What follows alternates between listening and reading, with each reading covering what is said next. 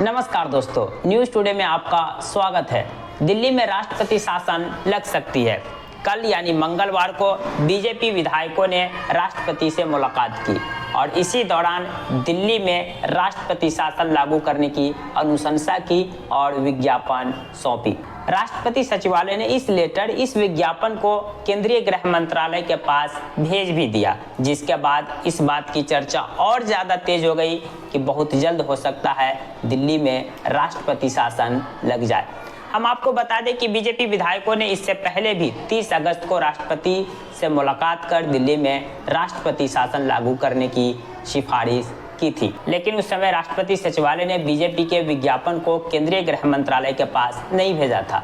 इस बार जब दोबारा बीजेपी विधायकों ने राष्ट्रपति द्रौपदी मुर्मू जी से मुलाकात की और अपना विज्ञापन राष्ट्रपति द्रौपदी मुर्मू जी को सौंपा, तो राष्ट्रपति सचिवालय ने इसे केंद्रीय गृह मंत्रालय के पास भेज दिया इस पर अनुशंसा के लिए, जिसके बाद इस बात की काफ़ी ज़्यादा चर्चा हमें देखने को मिल रही है। इस पर अब आम आदमी पार्टी की प्रतिक्रिया आना भी शुरू हो गई है। आम आदमी पार्टी के नेता सौरभ भारद्वाज ने कहा कि शायद बीजेपी ने कोई अंतरिम सर्वे कराई है जिसमें उसे मालूम पड़ गया है कि आने वाले विधानसभा चुनाव जो 2025 है उसमें बीजेपी नहीं जीत सकती। इस कारण से बीजेपी दिल्ली में राष्ट्रपति शासन लागू कर सत्ता में आना चाहती है। हम आपको बता दें कि 21 मार्च से दिल्ली के जो चीफ मिनिस्टर है अरविंद केजरीवाल गिरफ्तार है और वो तिहाड़ जेल में न्यायिक हिरासत में है। 21 मार्च से जेल के अंदर से ही अरविंद केजरीवाल दिल्ली की सरकार चला रहे हैं। बीच में इस दौरान कई बार दिल्ली में राष्ट्रपति शासन लागू होने की बात चर्चा में आई और बीजेपी तो यहाँ तक कि अदालत तक दरवाजा खटखटाया कि अरविंद केजरीवाल को चीफ मिनिस्टर पद से बर्खास्त कर दिया जाए। दिल्ली हाईकोर्ट ने इसमें हस्तक्षेप करने से इनकार कर दिया। दिल्ली हाईकोर्ट ने कहा कि यह अरविंद केजरीवाल के विवेक पर है कि वो खुद चीफ मिनिस्टर रहेंगे, जेल से ही सरकार चलाएंगे या फिर किसी और को चीफ मिनिस्टर बनाएंगे। हम आपको बता दें कि राष्ट्रपति शासन किसी भी राज्य में लागू करने के लिए हमारे संविधान में, हमारे कॉन्स्टिट्यूशन में 2 आर्टिकल दिए गए हैं। ये 2 आर्टिकल है, आर्टिकल 356 और दूसरा आर्टिकल 365। एक और आर्टिकल है 352, लेकिन ये राष्ट्रीय आपातकाल से जुड़ा हुआ है, यानी कि जब पूरे देश में राष्ट्रपति शासन लागू किया जाएगा तो उस समय आर्टिकल 352 का प्रयोग किया जाएगा। जब किसी बाहरी आक्रमण का डर रहेगा, यानी किसी दुश्मन एनिमी कंट्री से युद्ध जैसे हालात बने रहेंगे, तो उस परिस्थिति में केंद्र सरकार आर्टिकल 352 के तहत पूरे देश में राष्ट्रीय आपातकाल की घोषणा कर सकती है। उस समय राज्य की सभी शक्तियां केंद्र सरकार के पास चली जाती है, पूरे देश में राष्ट्रीय आपातकाल लागू होता है। तो ये रही पूरे देश में राष्ट्रपति शासन की बात। लेकिन अनुच्छेद 356 जिसके तहत किसी एक राज्य में राष्ट्रपति शासन लागू किया जा सकता है, एक और अनुच्छेद है अनुच्छेद 365, इसका उल्लंघन करने पर भी राष्ट्रपति शासन किसी एक राज्य में केंद्र सरकार लगा सकती है।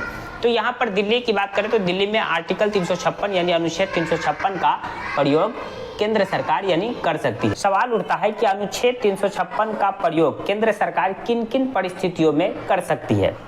तो केंद्र सरकार अनुच्छेद 356 का प्रयोग तब कर सकती है जब राज्य में किसी भी पार्टी के पास फुल बहुमत नहीं है, कोई भी गठबंधन बनाकर भी सरकार बनाने का दावा पेश नहीं कर पा रही है। तो इस परिस्थिति में केंद्र सरकार अनुच्छेद 356 के तहत वहाँ 6 महीना के लिए राष्ट्रपति शासन लागू कर सकती है।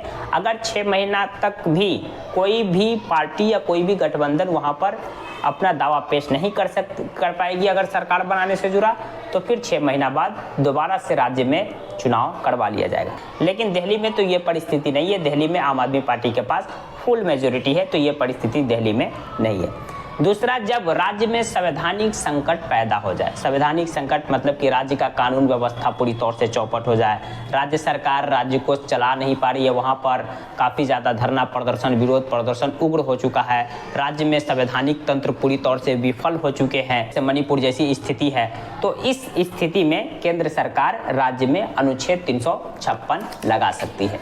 तो बताया जा रहा है कि अनुच्छेद 356 का इस्तेमाल केंद्र सरकार अगर दिल्ली में करती है तो राज्य में संवैधानिक संकट का हवाला देकर ही केंद्र सरकार दिल्ली में राष्ट्रपति शासन लगाएगी, क्योंकि 21 मार्च से अब तक जो अरविंद केजरीवाल सलाखों के अंदर है, जेल के अंदर है, और जेल के अंदर से जो सरकार चला रहे हैं, तो बताया जा रहा है कि कई सारी कानूनी दिक्कतें आ रही है, कई सारी संवैधानिक दिक्कत आ रही है। क्योंकि जेल से चीफ मिनिस्टर सरकार चला रहे हैं, तो कई सारी जो एक फाइलें हैं वो पेंडिंग पड़े हुए हैं, कई सारे जो फाइलें हैं उसको पास होने में या उस पर सिग्नेचर होने में, उसे आगे बढ़ाने में दिक्कत हो रही है। तो संवैधानिक संकट का हवाला दे करके वहाँ राष्ट्रपति शासन लागू किया जा सकता है। राष्ट्रपति शासन लागू करने के बाद केंद्र सरकार को लोकसभा और राज्यसभा दोनों सदन से 2 महीना के अंदर ही अनुमोदन लेना होना पड़ता है, यानी कि सहमति लेनी होती है। सहमति मिलने के बाद ये राष्ट्रपति शासन 6 महीना तक लागू होता है। 6 महीना करके मैक्सिमम जो राष्ट्रपति शासन वो 3 साल तक लगाया जा सकता है।